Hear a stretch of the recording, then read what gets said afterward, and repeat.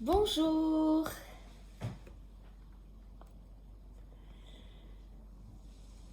Oh, je vois des visages connus, ça fait plaisir. Salut Christina, salut Sylvie.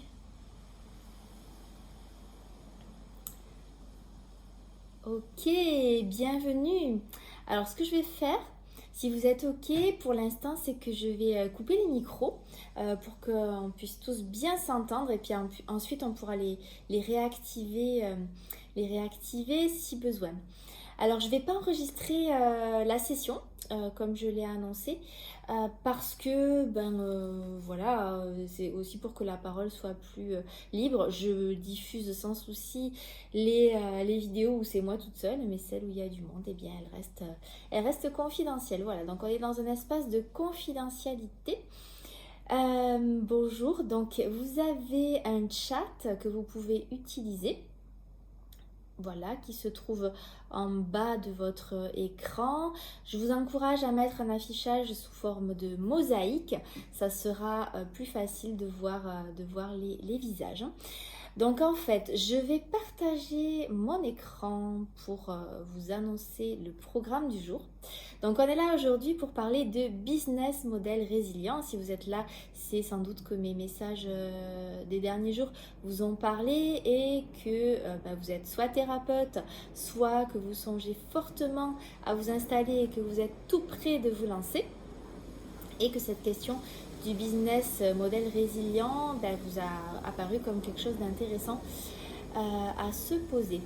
Alors, au programme, déjà on va voir pourquoi on est ensemble aujourd'hui. Puis je vais t'expliquer qui je suis pour te parler de business model résilient et tu vas voir que la résilience j'ai été amenée à l'explorer. Je vais te partager les 6 paramètres à explorer pour développer la résilience de ton activité. Je vais te donner 10 idées leur exemple. Alors là, je te cache pas que c'est un peu ambitieux parce qu'on a 1 heure et demie pour tout faire. Quand j'ai préparé, je me suis dit, oh là là, 10 idées, c'est beaucoup. Mais bon, je vais passer vite. L'idée, c'est vraiment d'ouvrir les horizons et de pas rester cantonné à l'idée qu'un thérapeute, il exerce en séance dans son cabinet et de façon individuelle. Donc là, je vais te donner plein d'idées dans lesquelles tu vas pouvoir piocher, tu vas pouvoir te laisser raisonner. Et ensuite, on va faire un exercice en trio. Je vais t'expliquer comment le faire. Et puis ensuite, je te proposerai de rejoindre des, euh, des espaces sur Zoom. On peut faire ça, on peut créer des petits espaces. Et là, pendant 20 minutes, vous allez réfléchir, co-réfléchir. C'est la puissance du cerveau collectif. Vous allez pouvoir réfléchir à ce que vous pourriez appliquer concrètement de ce que je viens de partager dans vos activités. Puis ensuite, je te partagerai quelle méthode moi j'ai empruntée pour développer un business résilient sur le long terme. Et il y aura également un temps de questions-réponses. Voilà, donc on est ensemble pour 1 heure et demie. Alors, qu'est-ce qu'on fait là aujourd'hui? Eh bien, l'intention, c'est que tu puisses élargir ta palette d'accompagnement, celle que tu as actuellement, pour gagner en résilience. Et donc, pour que tu saches qui est là dans l'assistance, bon, vous allez faire connaissance un peu plus intimement dans les petits groupes. Il y en a à peu près les 3 quarts, en tout cas selon les réponses au sondage que j'ai proposé, qui sont déjà installés, et un quart qui a un projet d'installation. Alors pourquoi est-ce que c'est indispensable de gagner en résilience? Je pense qu'une image vaut 20 mots et tu connais l'adage populaire qui dit qu'il ne faut pas mettre tous ses œufs dans le même panier. Pourquoi? Parce que quand on a une seule source de revenus, en fait, eh bien, on est dans une forme de fragilité, un état, une situation dans laquelle on va être plus vulnérable aux crises. Et par crise, j'entends les crises internes et les crises externes.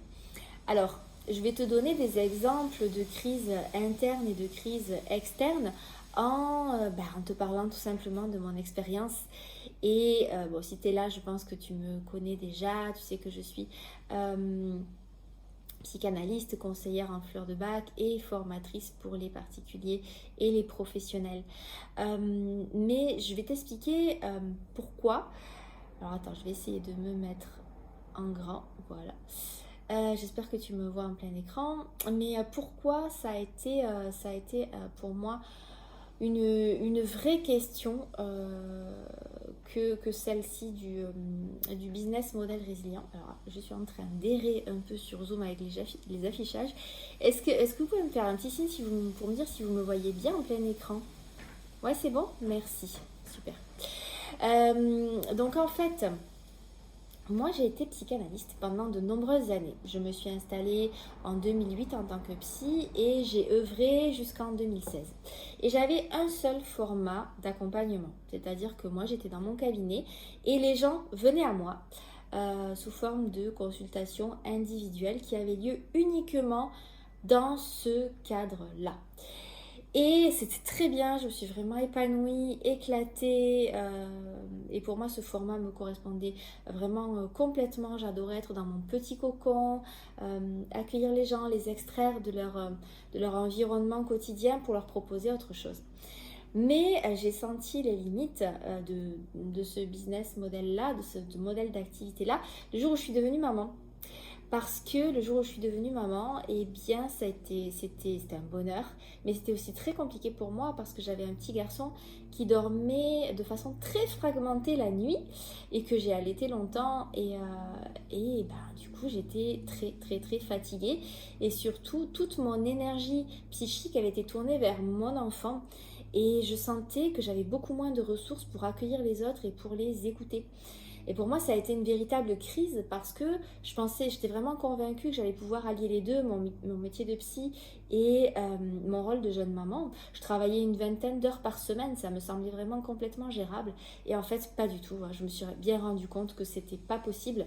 Et là, c'était un grand moment de crise pour moi, de réaliser que j'avais une seule façon d'accompagner les gens et que cette façon-là, ce canal-là, il était en quelque sorte obstrué, bouché, parce que je n'y arrivais plus, j'avais plus les ressources, j'avais plus la qualité de présence qui était la mienne. Ça m'a rendu vraiment très triste et j'ai mis plusieurs mois à faire le deuil de ça et plusieurs années à trouver une autre façon de faire.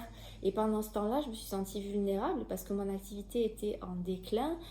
Moi j'étais en crise, j'étais fatiguée, voilà, c'était très compliqué et je dépendais complètement du père de mon fils et c'était pas du tout ce dont j'avais envie. Moi j'avais envie d'être une femme, une guérisseuse libre, autonome. Donc là j'ai dû trouver de la résilience, mais voilà, c'était un peu à la dure, j'ai tâtonné et c'est le moment où j'ai essayé plein de choses et en fait ce qui a été le plus porteur pour moi ça a été de créer Médite en Fleurs, l'école en ligne que vous connaissez dans laquelle j'enseigne les fleurs de bac, où j'ai vraiment pu continuer sur mon chemin de guérisseuse, parce que moi c'est ça qui me plaît, hein, c'est transmettre des transformations, montrer des chemins de transformation interne. Donc j'ai pu continuer à œuvrer dans cette direction. Tout en enseignant et voilà, tout en continuant à développer mon activité. Donc ça, c'était la première leçon de résilience. Et la deuxième, c'était plus récemment parce que Médite en Fleurs, en fait, c'est une activité que j'ai développée essentiellement en me faisant connaître sur Facebook. D'ailleurs, si vous êtes là, peut-être faites-moi un petit signe dans le chat ou avec les réactions pour me dire... vous avez un petit onglet en bas qui vous permet de réagir pour me dire si c'est bien votre cas, si vous aussi vous m'avez connu sur Facebook. Mais en tout cas, j'ai vraiment communiqué massivement par cette voie-là. C'est là que j'ai envoyé ma vibration. J'ai aussi fait beaucoup de publicité. Et le souci, c'est que depuis quelques mois, Facebook n'est plus mon ami du tout parce que je suis plus du tout en accord au niveau éthique avec la façon dont il sélectionne et censure l'information. Et parce que voilà, je suis plus à l'aise pour utiliser ce véhicule pour me faire connaître dans le monde. Donc là aussi, c'était une forme de fragilité et j'ai dû trouver d'autres systèmes. J'ai dû développer une résilience, une forme de résilience et trouver d'autres sources, d'autres lieux pour me faire connaître. Et j'ai senti que c'était un point de fragilité de mon activité. Donc voilà, la résilience, elle se présentait à moi sous différents visages, mais à chaque fois, ça m'a conduit dans le manque de résilience m'a conduit dans des espaces où j'ai dû trouver d'autres solutions et ouvrir, que ce soit en tant que psychanalyste où j'ai dû changer ma façon d'accompagner l'autre, ou plus récemment avec Médite en Fleurs, où j'ai dû changer le lieu où je communiquais et où je diffusais ma vibration dans le monde. Voilà. Alors, je vais repartir, voilà pourquoi, voilà d'où je vous parle de business model résilient. Alors, j'aimerais vous partager maintenant les 6 paramètres à explorer. Il y a vraiment, quand on se lance en tant que thérapeute, vraiment ce qui est intuitif, c'est de proposer des consultations individuelles en présentiel. Mais là, j'ai envie déjà d'ouvrir vos horizons en vous expliquant quels sont les paramètres sur lesquels on peut jouer. Alors déjà, il n'y a pas que l'individuel dans la vie, on peut aussi proposer du collectif, que ce soit par exemple sous forme d'atelier, sous forme de formation. Le gros avantage de l'individuel, c'est qu'on va créer un lien privilégié avec celui qui vient vers nous. Mais il y a aussi des gros avantages dans le collectif, c'est que ça va permettre de créer du lien entre eux, entre les membres d'un même groupe qui va venir vous voir, et ça permet aussi une forme d'émulation, une forme de soutien dans le cercle qui est extrêmement bénéfique. Et pour vous en tant que thérapeute, ça vous permet de façon très pragmatique d'augmenter votre taux horaire. Une séance en individuel, ça va se facturer par exemple, allez, je dis un chiffre au hasard, mais autour de 60 euros, alors qu'un atelier en collectif, on va pouvoir le facturer à 30, 40, 50 euros en ayant par exemple 5, 6, 10 personnes. Donc on voit bien que tout de suite le taux horaire augmente. Ensuite, il y a le paramètre du présentiel et du distanciel. Le présentiel, c'est chouette, ça vous permet d'accueillir les gens chez vous, de les voir en direct et de capter plein d'informations. Mais le distanciel, c'est bien aussi évidemment, et on l'a vu dans les derniers mois, quand le présentiel n'a plus été possible, les consultations en distanciel, les accompagnements en ligne ont permis d'assurer une continuité des soins. Ensuite, il y a l'idée de faire des propositions en direct ou en différé. En direct, c'est ce qu'on est en train de faire maintenant. On est ensemble, on est en groupe et je vous délivre une information de première main avec un contact direct. En différé, ça va être si j'avais enregistré cet enseignement-là et que je l'avais proposé à d'autres et d'autres personnes qui pourraient l'écouter quand c'est bon pour eux. Ça peut être un format court ou un format long. Un format court, ça va être une séance de 45 minutes. Un format long, ça va être un stage, par exemple, sur plusieurs jours. Ça peut être quelque chose de ponctuel ou de suivi. Ça peut être une séance one-shot, par exemple, un thème astrologique en une fois, ou quelque chose de suivi avec des rendez-vous réguliers. Évidemment, plus c'est suivi, plus il va y avoir de récurrence dans votre activité, moins ça va vous demander d'efforts commercial pour trouver des nouveaux êtres qui auraient envie de bénéficier de vos accompagnements. Et puis il y a aussi le paramètre, est-ce que tu vends ton temps ou est-ce que tu vends de la valeur? Alors là, ça mérite que je m'y arrête quelques minutes. Quand on vend son temps, on vend notre présence, on vend le fait qu'on est là physiquement et qu'on est pleinement là en direct. Quand on vend de la valeur, c'est autre chose. On va créer quelque chose en amont qu'on va pouvoir proposer dans l'après-coup pour que les gens puissent le consulter quand c'est bon pour eux. C'est un petit peu la même chose que en direct ou en différé. Alors voilà ce que vous faites déjà. Merci à toutes celles qui ont répondu au sondage. Pour la grande majorité d'entre vous, 70% d'entre vous, vous faites déjà des consultations individuelles ou en présentiel. Il y en a à peu près 35% qui font déjà des ateliers en présentiel et ça c'est super. Celles qui font ça ont compris l'intérêt du groupe et ont eu l'élan d'aller vers ce format-là. Et puis il y en a aussi qui font des séances en ligne. Donc ça, je sais que vous avez été nombreuses à me dire que c'était suite aux différentes règles qui nous ont empêchés de recevoir les patients dans notre cabinet, qui a eu cet élan pour développer des séances en ligne et proposer des accompagnements à distance. Il y en a aussi parmi vous qui font des formations en présentiel. Alors celles qui font ça, c'est qu'en plus de la thérapeute, elles tendent vers ce que j'appelle la thérapeute enseignante, celle qui à la fois accompagne, mais aussi transmet dans un but d'autonomiser ceux qui viennent vers elle. Il y en a qui proposent des stages, vous êtes un peu plus de 10% à proposer des stages, et ça aussi c'est un format d'accompagnement super intéressant.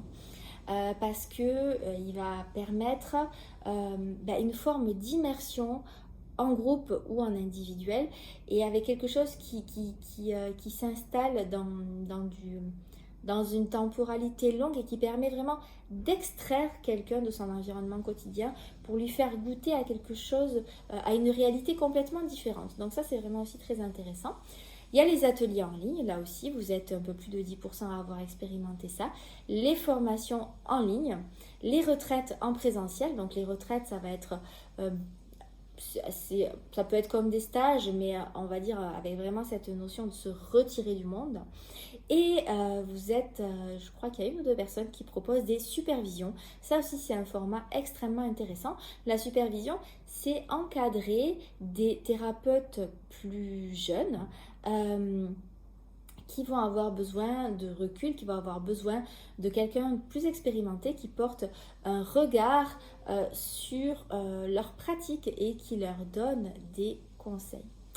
Alors dites-moi dans le chat parmi tout ça, qu'est-ce que vous faites déjà qu'est-ce que vous avez déjà mis en place parmi tout ça? Vous me l'avez déjà dit dans le sondage pour celles qui ont répondu, mais c'est un petit peu pour que je sache en fonction de qui est là ce que vous avez fait. Est-ce que vous voyez tous le chat? Moi je vois qu'il y a déjà des conversations.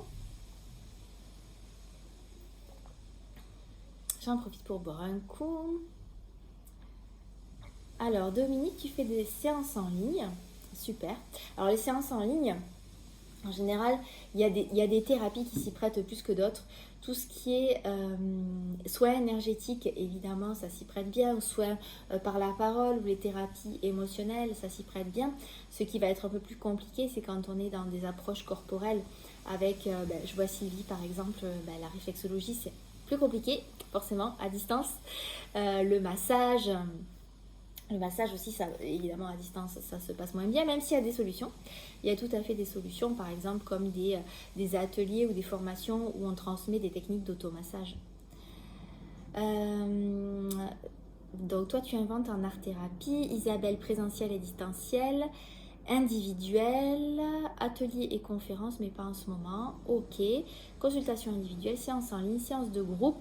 Ah oui, ça aussi, les séances de groupe, ça peut être très porteur.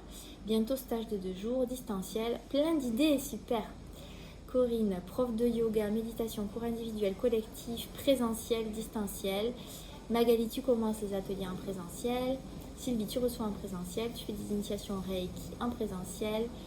Et le semi-online, waouh, tu inventes des nouveaux formats chouettes. Atelier en présentiel de radiesthésie, ok. Alice en présentiel. Corinne, massage bébé. Là aussi, il y a moyen de faire évidemment en présentiel, mais aussi des choses intéressantes à distance en transmettant aux parents. Ok. De la médecine chinoise, du distanciel, cours individuels, de l'individuel et du collectif en présentiel. Ok. Donc je vois que vous avez déjà ouvert les horizons. Super. Donc là, ce que j'aimerais faire maintenant, avant de vous proposer les exercices en trio, c'est vous partager une dizaine d'idées. Alors certaines, elles vont vous être familières et peut-être un peu moins. Et l'idée, c'est vraiment de vous permettre d'ouvrir les horizons et de vous laisser traverser par ces idées-là. Et vraiment, je vous invite à être dans cette posture et simplement écouter quand est-ce que ça vibre et que ça dit à l'intérieur de vous. Ah oui, ça me parle, ça me tente bien, j'essaierai bien. Alors, bon, quand j'ai fait le tour, j'en ai trouvé une bonne vingtaine d'idées. J'ai vraiment sélectionné une dizaine. Donc la première, vous êtes nombreuses à déjà la pratiquer, c'est des consultations en ligne et en direct. Donc ça, c'est vraiment la transposition de ce qu'on peut faire en présentiel en ligne. Donc les questions qui vont être utiles pour apprivoiser ce format, c'est comment est-ce que je peux adapter le cadre de ce que je fais déjà en présentiel pour que ce soit non seulement compatible en ligne, mais qu'en plus ça apporte autant, voire plus de valeur qu'en présentiel. Je vous donne un exemple avec...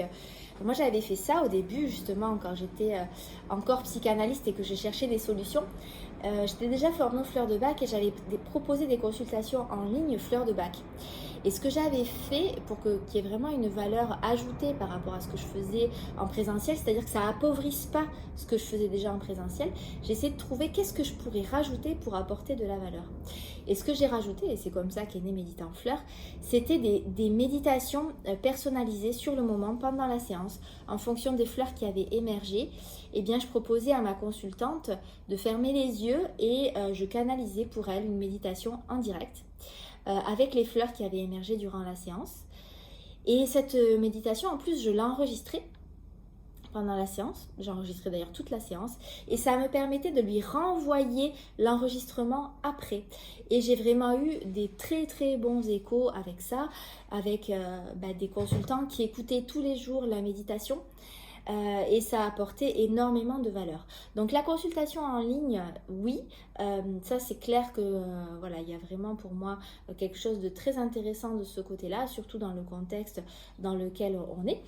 Et, mais à condition de ne pas appauvrir ce que vous faites en présentiel et de trouver des solutions pour que ça ait encore plus de valeur. Une des solutions les plus évidentes, c'est d'enregistrer la consultation et d'envoyer le lien d'enregistrement à vos consultants. Mais vous pouvez aussi imaginer plein de choses avec, par exemple, envoyer, alors pour les fleurs de bac, moi je prenais des photos, des cartes des fleurs qui avaient été sélectionnées et je l'envoyais aussi dans l'après-coup. Ça ne me demandait pas beaucoup plus de travail, mais ça a apporté énormément de valeur. Première idée. Deuxième idée, des ateliers en groupe et en présentiel. Donc ça va être vraiment intéressant, comme je vous disais, pour améliorer votre taux horaire. Et si vous avez envie déjà peut-être de moins travailler, ou que vous avez des plages de disponibilité qui sont restreintes parce que vous avez par exemple une autre activité à côté, ça peut être vraiment une belle solution. Moi j'avais fait ça justement quand mon fils était petit, j'avais fait des ateliers en groupe d'interprétation des rêves et c'est des moments que j'adorais.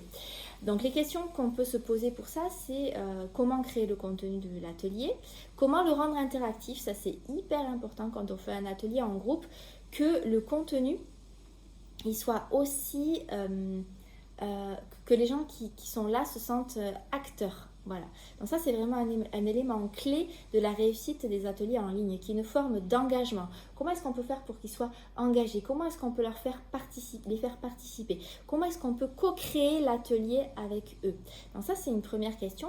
Et la deuxième, c'est comment est-ce que ces ateliers en groupe, ils peuvent être une passerelle vers des consultations individuelles? Moi je l'ai vraiment observé quand j'avais fait un atelier en groupe là aussi sur les fleurs de bac. J'avais observé à quel point je leur avais donné la parole pour construire cet atelier avec eux et sélectionner les fleurs en fonction de ce qu'ils me disaient. Et ce que j'avais observé, c'est qu'à la fin de l'atelier, il fallait que je prévoie une bonne heure de disponibilité, parce qu'on venait beaucoup me chercher en aparté pour me demander, au fait ça rentre pas tout à fait dans le cadre de l'atelier, mais j'aurais une question pour moi ou pour mon mari ou pour mon fils. Et là c'est vraiment le bon moment pour rediriger vers des consultations individuelles. Il y a beaucoup de gens qui vont venir à nous pour des ateliers en groupe et qui vont venir un peu observer, tâter le terrain, voir qui vous êtes, parce que peut-être que pour eux, prendre rendez-vous pour une consultation individuelle de but en blanc, c'est trop engageant. Et donc là, ça va leur permettre de venir voir qui vous êtes, s'ils vous sentent bien, et ensuite de prendre rendez-vous pour des consultations individuelles. Donc là, c'est hyper important à la fin de la consultation, à la fin de l'atelier, de faire un pont vers les consultations individuelles. J'ai l'exemple aussi de Virginie qui a organisé cet été chez elle des ateliers dans son jardin, et avec beaucoup de joie et des très très bons retours. Et suite à ça, il y a eu des demandes pour d'autres propositions, par exemple pour des formations qu'elle propose ou pour des consultations individuelles. Donc un atelier en groupe et en présentiel, c'est vraiment un très bon format pour se faire connaître. Ensuite, il y a les formations en présentiel. La question qu'on peut se poser, c'est qu'est-ce que j'ai envie de transmettre, à quel public? Est-ce que c'est aux pros ou est-ce que c'est particulier? Là aussi, comment je fais le lien avec mes autres activités? À la différence des ateliers, on va être dans quelque chose, on va plus de peut-être plus formalisé, où on va vraiment être là pour transmettre un enseignement, un savoir-faire. Par exemple, une formation à laquelle je projette d'assister qui est comment trouver de l'eau avec une baguette de sourcier. Voilà, ça c'est une formation en présentiel qui est intéressante. Un exemple que je peux citer aussi, c'est la formation d'Élodie. Élodie qui est une de mes mentors sur le féminin sacré. Et voilà, c'est en consultation individuelle que j'ai eu envie de participer à ces formations en présentiel. Et ça, c'est vraiment un format très, très intéressant parce qu'il y a aussi un niveau d'engagement très fort des personnes qui vont s'engager dans des formations en présentiel. Autre chose qui n'a rien à voir et qui, j'espère, va ouvrir vos horizons, c'est les boutiques en ligne d'artisanat sacré. Parmi les guérisseuses, parmi les thérapeutes, vous êtes nombreuses à être douées de vos mains, à avoir envie de créer des objets dans lesquels vous mettez vraiment une intention. Donc si c'est votre cas, la question que vous pouvez vous poser, c'est quel objet est-ce que je crée spontanément? Qu'est-ce que je peux créer pour faciliter mes accompagnements? Qu'est-ce que j'aime créer? Quel est le lien avec mes accompagnements?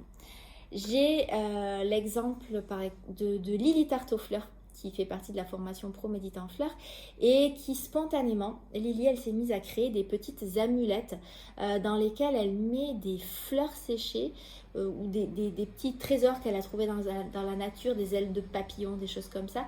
Et elle fait ça avec beaucoup de conscience, avec beaucoup de présence et elle les propose à la vente. Elle a une boutique en ligne et ça marche super bien.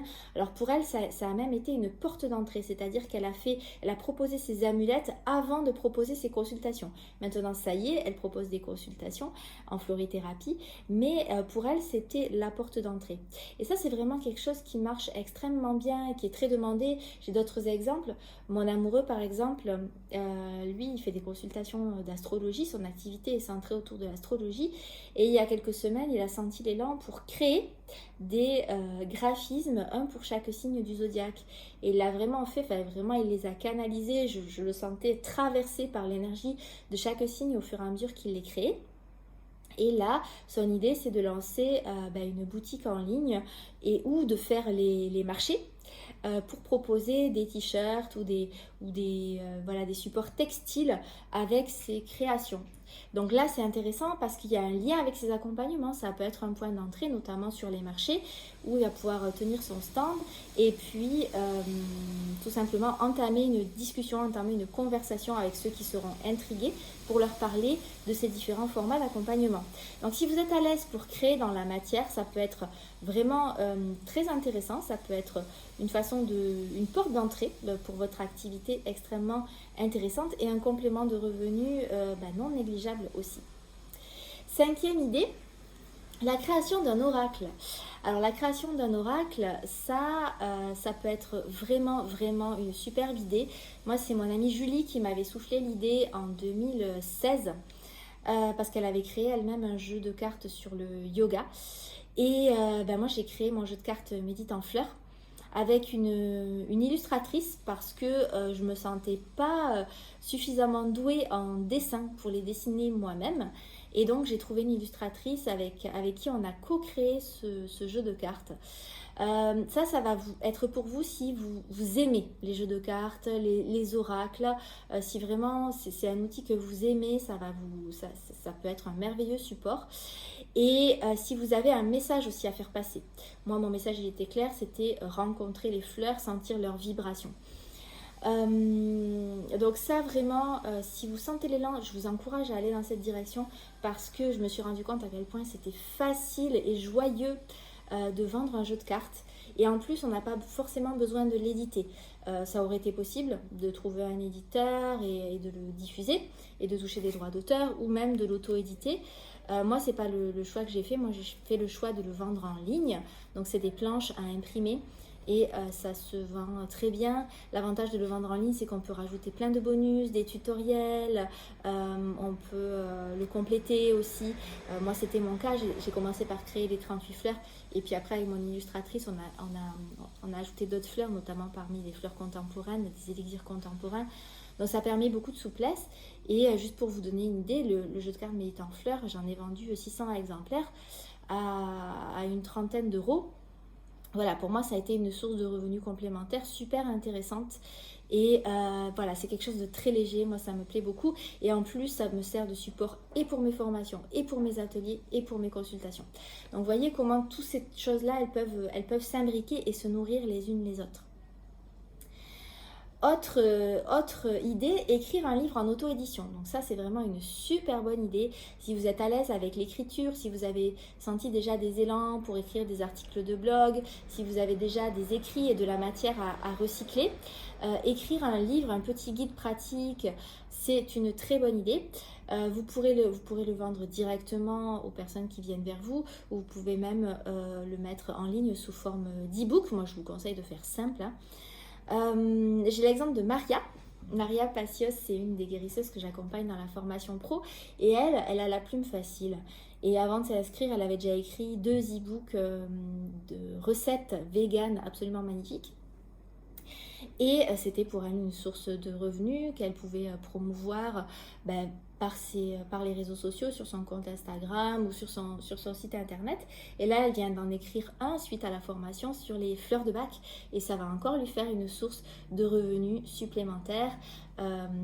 L'avantage aussi d'avoir écrit un e-book quand on est thérapeute, c'est qu'on peut tout à fait l'offrir dans le cadre de nos autres accompagnements, l'offrir aux personnes qu'on forme si on décide de faire une formation, parce que quand on a écrit un livre, c'est qu'on est mûr à mon avis pour proposer une formation.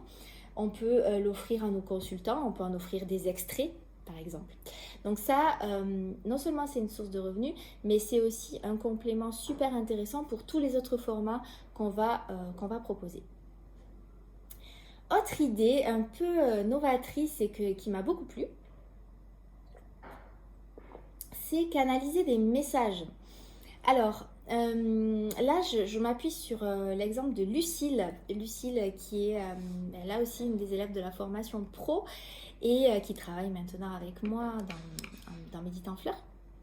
Et elle a eu l'idée c'est venu spontanément, de canaliser des lettres d'amour. C'est-à-dire que on lui donne le nom de la personne à qui on a envie de s'adresser, ainsi que 5 mots-clés, pas plus. Et à partir de là, elle se laisse inspirer, elle se laisse traverser et elle va canaliser une lettre d'amour. Alors dans cette lettre d'amour, bien sûr, il y a des mots, mais parfois il y a des chansons. Elle fait avec qui elle est. Lucille, c'est une chanteuse, c'est une enchanteuse. Donc il y a des fleurs aussi. Et elle va écrire cette lettre et elle va parfois faire des dessins aussi. Et elle va mettre cette lettre à infuser, entre guillemets, avec des élixirs floraux tout autour, avec des cartes. Voilà, et ensuite elle va l'envoyer à son destinataire. Donc moi je lui ai demandé de faire ça, je lui ai demandé d'écrire une lettre, de canaliser une lettre d'amour pour ma maman, parce que c'était un peu compliqué ces derniers temps de me connecter à ma maman avec le cœur. Et elle a écrit une lettre d'amour tellement magnifique, j'ai tellement pleuré en la lisant. C'était très très très beau, et sans connaître la nature de notre lien, elle a vraiment su retranscrire quelque chose de sublime. Donc pour l'instant, c'est encore en train d'infuser, je ne l'ai pas encore donné à ma maman, mais ça va venir. Et voilà, les lettres d'amour canalisées de Lucille, c'est intéressant. Dans tous les paramètres qu'on a vus, vous voyez, on est sur de l'individuel, sur du distanciel, dans quelque chose qui est différé, quelque chose de ponctuel. Voilà, donc c'est un format assez original qu'elle propose à 90 € et je sais qu'elle a des demandes. Donc si c'est un format qui vous parle, peut-être vous pouvez adapter en fonction de vos talents, mais ça apporte énormément de valeur. Moi j'ai vraiment senti que c'était quelque chose de très très beau et très original. Bien sûr, il y a les formations en ligne. Alors là, vous me connaissez, donc moi c'est le format dans lequel je m'éclate. Les questions que vous pouvez vous poser pour savoir si c'est fait pour vous, c'est: est-ce que j'aime enseigner ? Je vois Sylvie, et je sais que Sylvie c'est une enseignante, mais vous êtes sans doute plusieurs à aimer enseigner. Donc, est-ce que j'aime enseigner et est-ce que j'ai une méthode unique à enseigner et à transmettre ? L'idée, c'est vraiment d'avoir quelque chose d'original, d'unique, qui se fait pas tellement ailleurs et que vous allez être la seule à enseigner, ou en tout cas la seule à enseigner de cette façon-là. Par exemple, les fleurs de bac, je ne suis pas la seule à l'enseigner, loin s'en faut, mais en tout cas, je le fais avec ma voix, depuis mon expérience, depuis mon vécu, et c'est ça qui le rend unique. Et puis, il y a aussi le fait de faire des méditations avec les fleurs, qui est peut-être pas unique, mais en tout cas assez original. Voilà, donc là les formations en ligne, c'est extrêmement porteur. Le gros avantage, c'est qu'on arrête de vendre son temps et qu'on vend de la valeur. La formation, on l'enregistre une bonne fois pour toutes et puis ensuite elle peut être diffusée à l'infini et en fonction des... et les gens peuvent y accéder en fonction du moment qui est le bon moment pour eux. Donc on est dans du collectif, en distanciel, en différé, sur quelque chose qui peut être suivi et où on ne vend plus du temps mais de la valeur. Donc moi, c'est évidemment le format dans lequel je m'épanouis complètement, même si j'ai conscience que ça ne peut pas être le seul et qu'il y a l'élan aussi pour diversifier ce format-là, parce qu'avec que des formations en ligne et en différé, le contact me manque, tout simplement. On a le format d'immersion individuelle qui est vraiment très chouette aussi. À quoi ça ressemble? Eh bien, ça ressemble à ce que propose Flora. J'ai fait une immersion chez elle de 2 jours. Flora, elle est art thérapeute et elle propose de faire une empreinte de notre âme avec le format mosaïque. Elle, son art, c'est la mosaïque. Et donc, elle m'a accompagnée pendant 2 jours, d'abord avec des méditations, avec des visualisations, pour faire descendre une image de mon âme. Et ensuite, elle m'a accompagnée très concrètement pour la faire descendre dans la matière grâce à cette mosaïque. C'était un processus absolument magnifique que celui de rassembler des petits morceaux de carreaux de couleurs pour faire émerger une image qui était une émanation de mon être. Donc ça peut être... c'est un exemple d'immersion individuelle. Donc ça va être particulièrement adapté si vous appréciez de recevoir chez vous, si vous avez une méthode qui permet ça, et qui permet de proposer un programme sur plusieurs heures ou sur plusieurs jours où vos outils vont s'articuler de façon fluide, et si vous avez un lieu qui est adapté pour ça. Et la 10e idée, c'est les ateliers en ligne ou en différé. Alors là, c'est quelque chose aussi qui m'a vraiment beaucoup éclaté. C'est notamment à travers le club Méditant Fleurs, auquel vous avez peut-être participé, certaines d'entre vous, où il s'agissait de proposer un atelier en ligne que j'avais préenregistré. Et chaque mois c'était un nouvel atelier, donc ça c'était génial. C'était du collectif avec des liens magnifiques qui se sont tissés entre les membres du club. C'était à distance, c'était en différé. Moi, ça me permettait vraiment de créer, de tourner cet atelier pile au moment où l'info descendait et où j'étais inspirée, et pas que ce soit à une heure fixe qui avait été décidée avec tous les participants. Non, je le faisais vraiment quand j'étais touchée par la grâce et que l'information venait de façon fluide. Donc ça, c'était super confortable. C'était quelque chose sur du long terme, parce que ce club, c'était un espace dans lequel on pouvait rester plusieurs mois, donc il y avait vraiment du suivi. Par contre, c'était un format court, l'atelier durait 1 heure et il pouvait aussi être visionné en plusieurs parties, donc c'était très pratique pour des gens qui ont peu de temps. Et ça me permettait aussi de vendre non pas mon temps, mais de la valeur. Voilà les 10 idées que je voulais vous partager. J'espère que ça vous inspire. C'est un peu rapide, mais j'ai vraiment envie qu'on ait du temps pour la pratique en trio. Donc, ce que je vais vous proposer maintenant, c'est je vais vous mettre dans des petites salles où vous allez être en petit trio ou peut-être duo, parce qu'on n'est peut-être pas un multiple de 3. Et pendant 20 minutes, je vais vous proposer de faire l'inventaire de vos propositions d'accompagnement respectives. Qu'est-ce que vous faites déjà aujourd'hui? Et parmi tout ce que je viens de citer, tout ce que je viens de proposer, quel est le nouveau format qui t'attire et que tu pourrais mettre en place dans ton activité de façon assez simple dans les semaines qui viennent pour diversifier ton activité? Voilà, donc je vous propose de faire ça maintenant. Donc comment ça va se passer? Alors, clac. Voilà, donc je vais vous proposer, je vais créer, je pense, 8 salles. Allez, non, 7. Voilà. Non, 8. Comme ça, vous serez 2 ou 3 par salle. Et vous allez être propulsé dans l'espace-temps.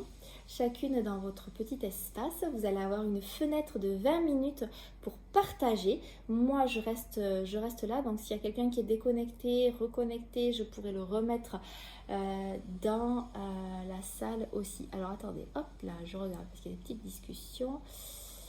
Il te manque des propositions car j'ai été déconnectée. Ok. Ah oui, ok. Alors attends. Comment est-ce que je peux faire ça? Bon, écoute, j'ai envie de dire fais avec ce que tu as. Et puis après, on débriefera. Et pour les participants, de toute façon, je vous enverrai le PDF hein, avec toutes les propositions. Il te manque 8 et 9. Ok, alors je fais vite fait. 8 et 9. Toc, toc, toc, toc, toc. 8 et 9, c'était des propositions intéressantes. Donc 8, c'était les formations en ligne et 9, c'était les immersions individuelles. Voilà.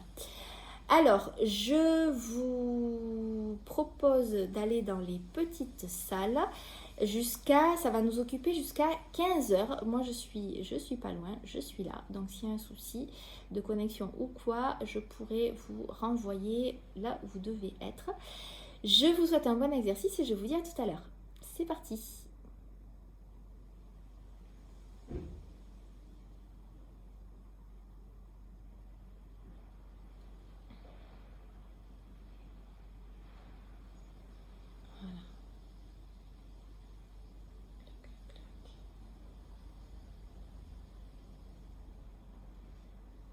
C'est magique.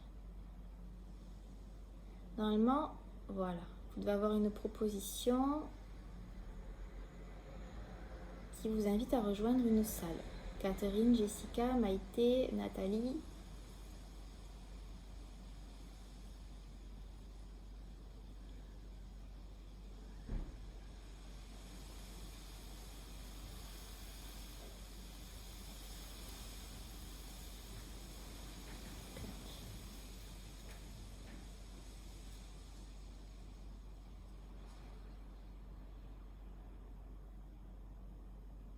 Ok.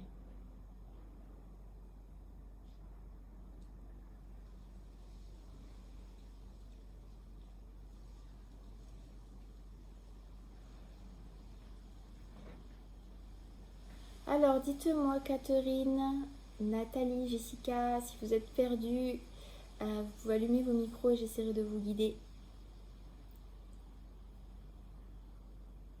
Ah, c'est bon. Alors, attends, clac. Pas qu'elle soit toute seule. Non, c'est bon.